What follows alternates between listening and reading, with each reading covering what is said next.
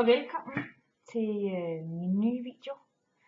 Det er den her gang om noget trailertræning. Mere hvor langt jeg har nået med min egen hest Divino. Det er mange år siden jeg sidst har lavet en trailertræningsvideo. Der var det også med ham som forsøgshest, fordi Divino har i mange år haft problemer med trailere og træning omkring det, og jeg har haft svært ved at have adgang til trailere, så jeg rigtig har kunne få trænet det. Men det har jeg nu. Nu har jeg haft adgang til en trailer. En af mine søde pensionærer har ladet mig låne sin, så nu har jeg virkelig gået i krig med trailertræningen, og siden min sidste trailertræningsvideo faktisk også opgraderet rigtig mange af mine principper omkring træning, og mit syn på træning og trailertræning specielt. Bare for et år siden, så var jeg en af dem, der ville kategorisere sådan en som Divino som stædig. For han gjorde tit det, at han stillede sig op på bommen, eller ikke slået bommen, rampen, og så kom han ikke videre. Indtil man hentede en pisk. Man behøvede ikke engang bruge den, man behøvede bare at vise ham, at den var der, og så fløj han op i traileren. Men så skulle man ned med også skynde sig og lukke den, fordi ellers så bakkede han ud igen. Og dengang så jeg det som, at han var stædig, fordi han kunne jo godt. Nu kan jeg godt se, og nu har jeg lært, at det handler ikke om stædighed, det handler simpelthen om, at jeg er kommet til at lære ham tillært hjælpeløshed, hedder det. Og det er, når hestene simpelthen lukker ned. De har været i den her situation højst sandsynligt nogle gange. De kan ikke slippe af med presset, de kan ikke gøre tingene, så de er trygge, og de synes, det er rart, så de rent faktisk kan få en belønning i deres nervesystem for det, de gør. Så lukker de ned, så lukker de simpelthen ned i stedet for. Og det er det, han gør, og det var det, han gjorde. Og når der så kom et stort nok pres, jamen så enten så kan de jo eksplodere og fare væk. Divino er så flink, at så løber han op i traileren.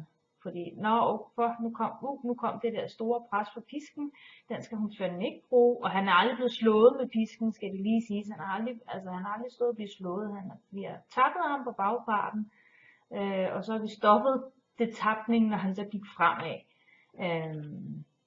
Men så det er ikke fordi, at pisken den er blevet brugt som en måde at mishandle ham på overhovedet.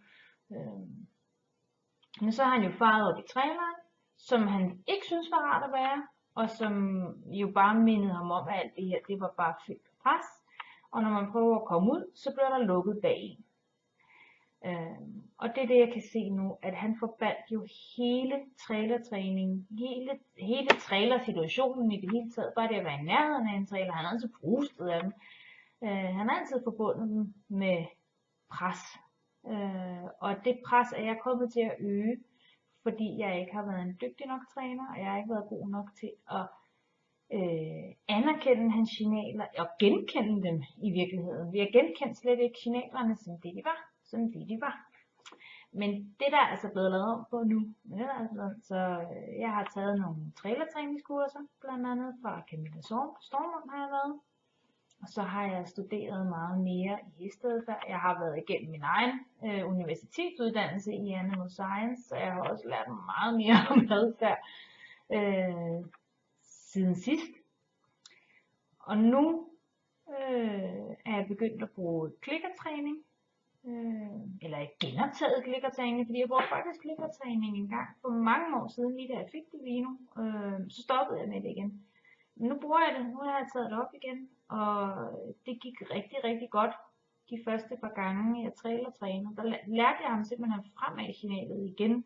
Hvad betyder det, når jeg tager lidt i træktøjet og klikker med tungen, så bliver du belønnet. Bare det du læner dig fremad, så får du dit klik og din godbid. Så vi simpelthen startede i, bare det han tilbød at læne sig fremad på mit signal, så fik han simpelthen sit klik og sin godbid. Det var der vi var nødt til at starte, fordi han forbandt det hele med så stort pres. Han ville stadig ikke blive deroppe. Han var ret hurtig til at bakke ud. Han kunne godt blive stående der et øjeblik, hvis jeg blev stående. Det var svært at få hans numse helt ind også. Han havde lige sådan numsen ude for at være nærmest for at være sikker på, at jeg ikke lukkede den her bagbom.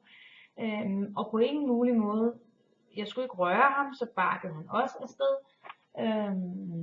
Og jeg skulle overhovedet ikke rokke dem. Hvis jeg bare trak vejret, så gik han også ud.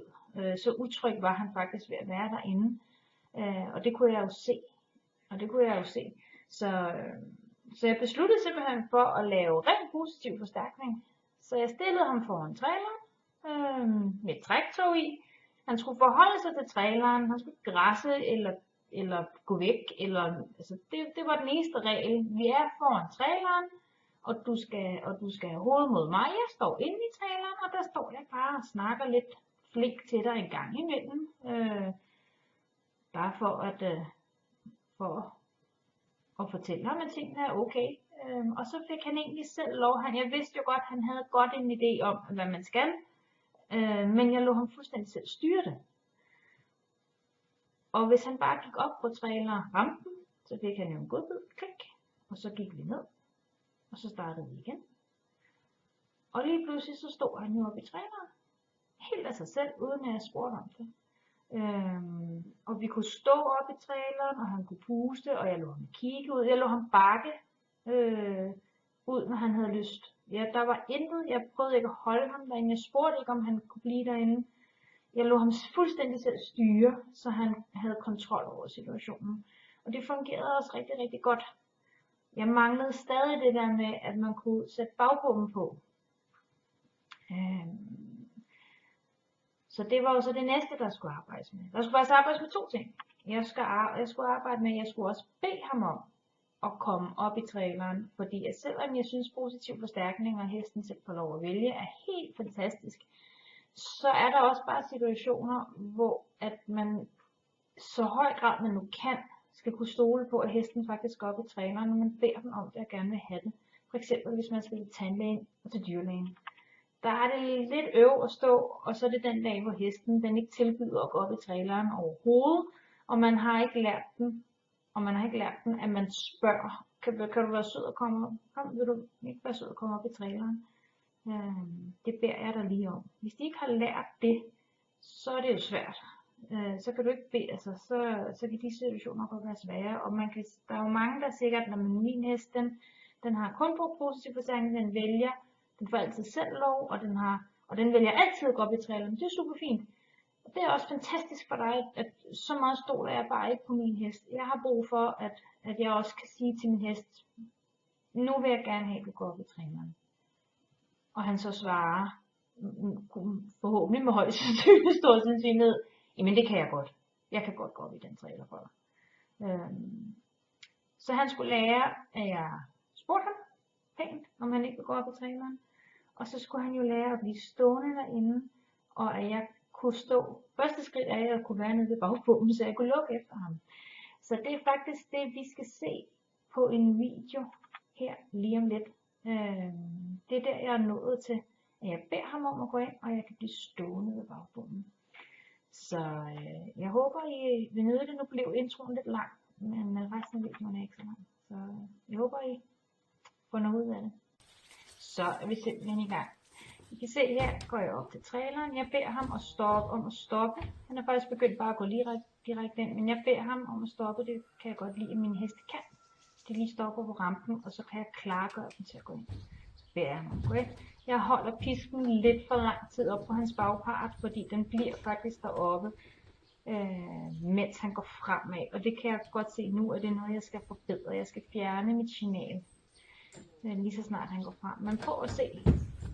Jeg kunne faktisk gå ned og nusse ham, så blev han usikker. Men så kunne jeg stoppe ham, da han begyndte at bakke, og jeg kunne faktisk bede ham om, at han ikke gad at gå frem igen. Og så kunne jeg gå ned og nusse ham.